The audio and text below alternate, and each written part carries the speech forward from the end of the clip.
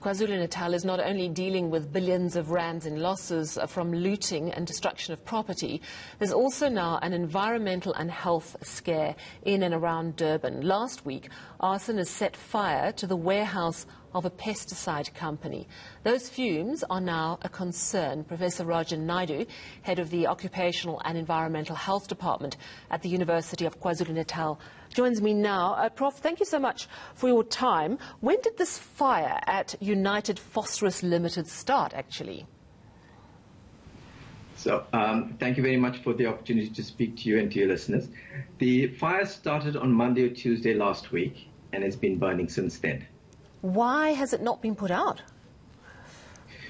So, initially there were concerns from the firefighters about what was actually being stored on the property and how safe it was for them to get onto the site. And, we're still having a challenge with the company to get the exact information about what's being stored on the site. And that's part of the challenges we're having right now in terms of understanding the health risks faced by the community. All right. So talk to me about what is going into the air. So the company obviously deals with phosphorus and it makes pesticides. So should we start with phosphorus? Is that dangerous when burnt? So it's not just phosphorus, it's basically a whole range. Our understanding is that there's dozens, if not hundreds of different types of chemicals that may be on the site. What precisely we don't know.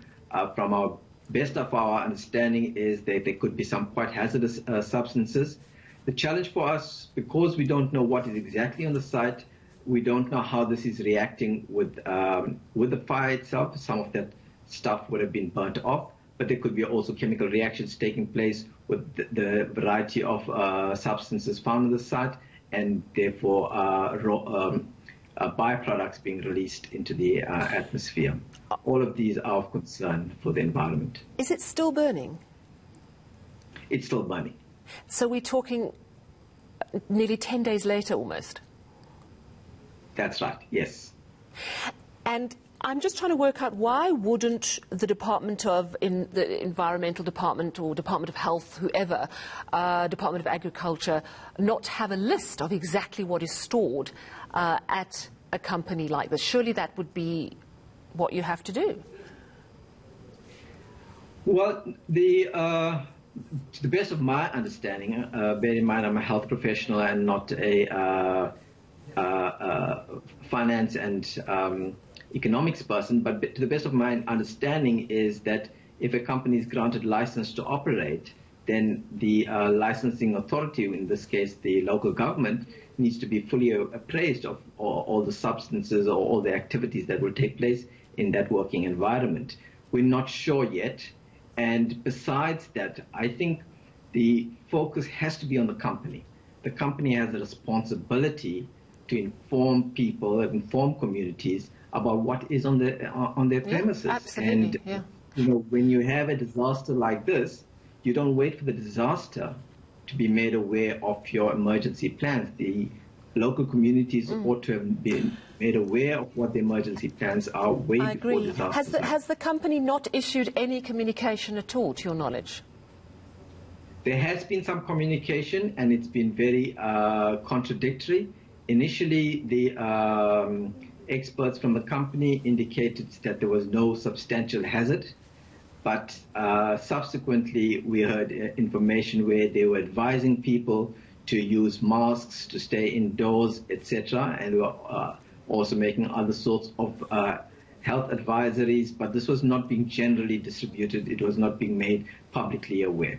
This is really alarming. Now, how many people, how large an area are these fumes distributed across?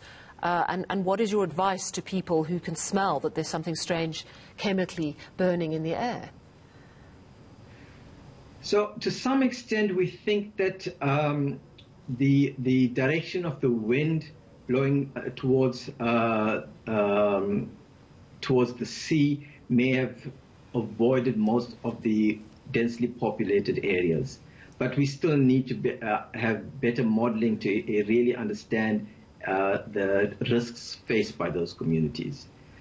What we would like to advise at this stage, because we do not know of the details, because we don't know of the exact chemicals to which these communities have been exposed to, our advice is, as far as possible, stay indoors. You're going to experience some irritation, particularly of your eyes, nose, throat, etc. If you're otherwise well, this should not be a substantial problem. However, if you do have some pre-existing conditions, such as children with asthma, elderly people with some chest problems, heart disease, etc., then our advice to them is, if you can evacuate from the stay with relatives, move out of that area for the next few days, then that would be the best way. Otherwise, as far as possible, stay indoors and out of the offending environment. I mean, as you say, a lot of the fumes have likely blown out to sea, which is a blessing. But talk to me about phosphorus, which is probably the one chemical we do know about, bearing in mind, as you say, there's so many unknowns here. It is actually quite astonishing. What happens if phosphorus burns and we inhale it? How damaging is it to our health? So before I move on to speaking about specific chemicals, let me tell that it's not just safe that it's blown out over the sea. We've seen pictures and we've got reports of considerable damage to sea life, dead fish lying along the coast, and these present quite a problem. Large numbers of people living in those areas are subsistence fishermen, and they depend on the sea as a livelihood. So it's going to affect them. It's going to affect the subsistence farmers who grow crops in their area. So we really don't know the extent of the hazards right now.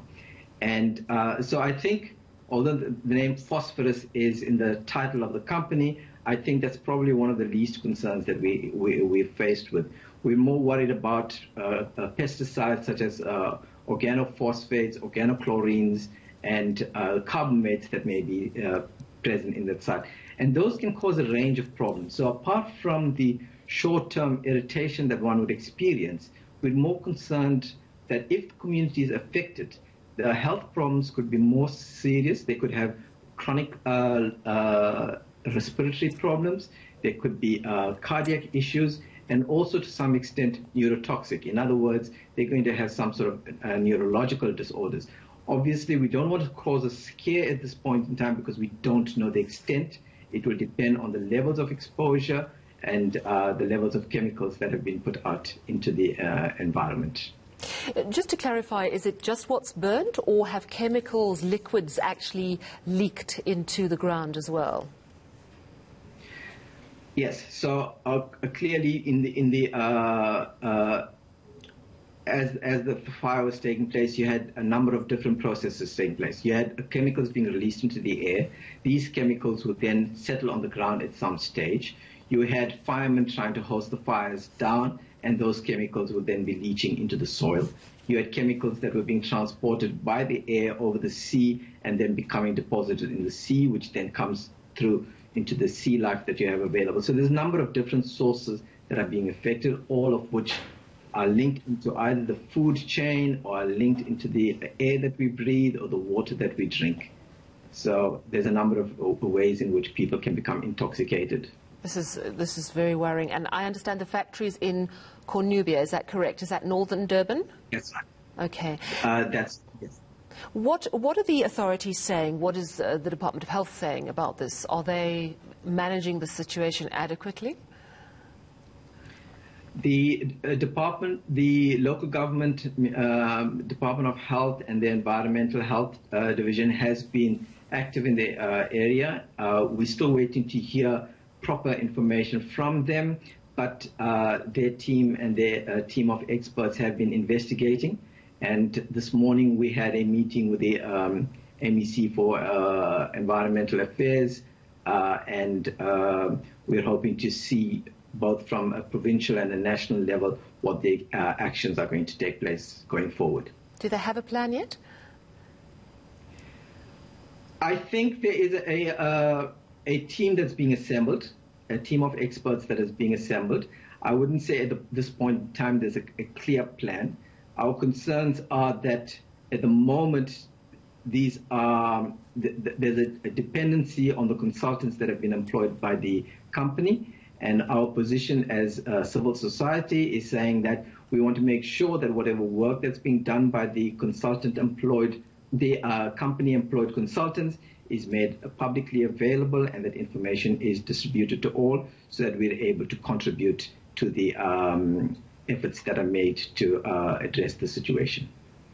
This is very worrying indeed. Thank you so much for bringing us news of this incredibly important story. Very distressing, this chemical leak from the fire that was set at the pesticide company in Durban North last week. It's not out yet, and it's spilling fumes into the air, and it seems that the liquids have also contaminated the water and the ground in the area. Very, very distressing indeed. Professor Rajen Naidoo, Head of the Occupational and Environmental Health Department at the University of KwaZulu-Natal.